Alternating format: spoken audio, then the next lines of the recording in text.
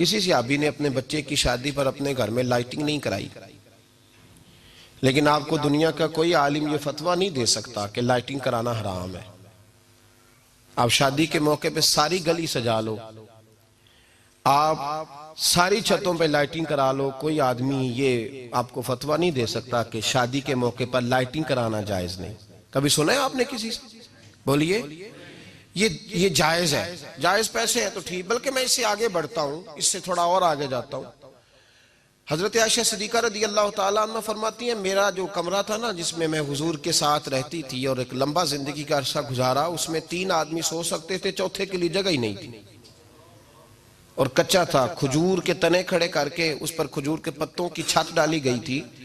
میں جب ہاتھ اٹھاتی تھی تو میرا ہاتھ اپنی چھت کو چھو جاتا تھا۔ یہ ہے سنت نبی پاک کی، یہ حضور کا طریقہ ہے۔ بتائیے پکے گھر میں، لینٹر والے گھر میں رہنا جائز کہ ناجائز؟ کیوں جی؟ حضور تو کچے مکان میں رہتے تھے، آپ نے کیسے پکا بنا لیا؟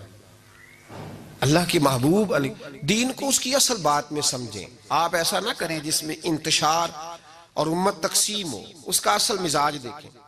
مہندی کے موقع پہ اگر کوئی آدمی 6 دیگیں دال چاول کی پکاتا ہے تو منع نہیں، جائز پیسوں سے پکائے۔ انہیں لائٹنگ لگوائی، کوئی منع نہیں، سارے محلے کو کھانا کھلایا، کوئی منع نہیں، بلکہ نبی پاک نے فرمایا بہترین مسلمان ہی وہ ہے جو سلام پہلے لے اور روٹی زیادہ کھلائے، تو بہترین مسلمان ہے۔